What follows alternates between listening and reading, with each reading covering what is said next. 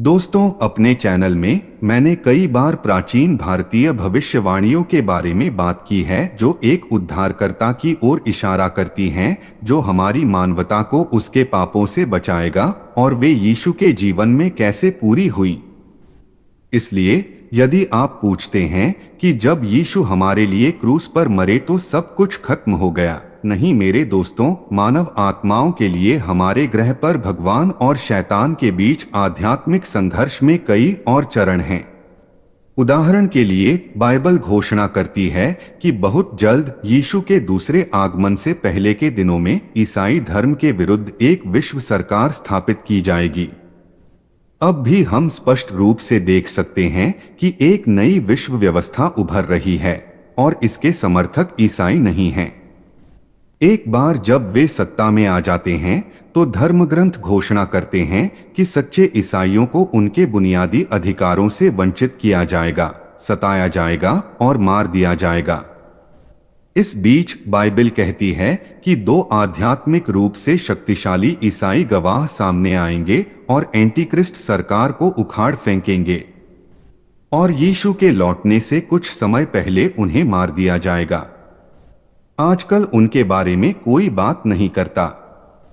Bible के अनुसार यह संपूर्ण विश्व व्यवस्था, जिसे मसीह विरोधी सरकार कहा जाता है, केवल 7 वर्षों तक ही चलेगी।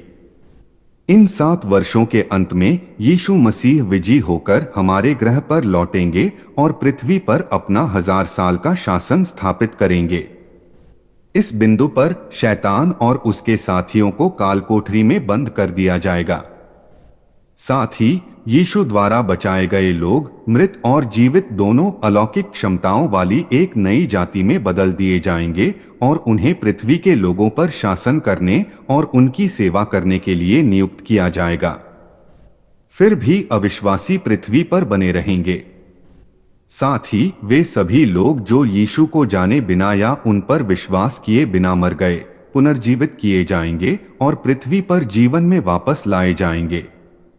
इस समय लोगों के पास उचित व्यवहार करने के अलावा कोई विकल्प नहीं है, क्योंकि बुरे कर्मों की सजा तुरंत मिलती है। लोगों को एहसास होगा कि यीशु वास्तव में कौन है और वह मानव जाति को बचाने के लिए क्रूस पर मर गया। इसके अलावा प्रारंभिक भारतीय ग्रंथों में यीशु को नारा नारायण कहा गया है। इसके अलावा भारतीय धर्म ग्रंथों में यह लिखा है कि जब नारा नारायण लौटे तो स्वर्ग प्रसन्न हुआ और पृथ्वी समृद्ध हुई, जैसा कि बाइबल में बताया गया है। लेकिन दुर्भाग्य से आज सच्चाई वहां नहीं है। इस बिंदु पर पृथ्वी का वातावरण आदम और हव्वा के समय के समान पुनः कॉन्फ़िगर किया जाएगा। बाइबल में न्यू जेरूसलम नामक एक चमत्कारी शहर स्वर्ग से उतरेगा और पृथ्वी पर विराजमान होगा। इसके आयाम प्रकाशित वाक्य की पुस्तक में दिए गए हैं। हालांकि यह स्वर्ग से आया था, यह 3 आयामों वाला एक शहर था। धर्मग्रंथ घोषणा करता है कि पृथ्वी के राजा उस नगर में अपनी भेंटें लाते थे। इसके अलावा परमेश्वर और यीशु उस शहर में निवास करेंगे। परमेश्वर के सिंहासन के नीचे से एक नदी नगर से बाहर बहती है। बाइबल कहती है कि उस नदी के दोनों किनारों पर लगे पेड़ साल के हर महीने में अलग अलग तरह के फल लाते थे, और उन पेड़ों की पत्तियां राष्ट्रों के स्वास्थ्य के लिए थीं। पुनः उस अवधि में प्रवेश करने वाले सभी लोग 1000 वर्ष तक जीवित रहेंगे। दूसरी महत्वपूर्ण बात यह है कि इस संसार में कोई महासागर नहीं होगा। साथ ही हमारे ग्रह पर कुछ भी विनाशकारी नहीं होगा। किसी दिन हमारे पास लग्जरी कारें भी नहीं होंगी, लेकिन हम खुश और स्वस्थ रहेंगे। दरअसल उन सभी को साफ कर दिया जाएगा। यीशु ने धनुष तोड़ दिया और भाला तोड़ डाला। बाइबल कहती है कि वह रथों को आग से जला देता है। साथ ही उन दिनों कोई भी मांस नहीं खाता। जानवर आपस में और इंसानों के साथ सद्भाव से रहते हैं।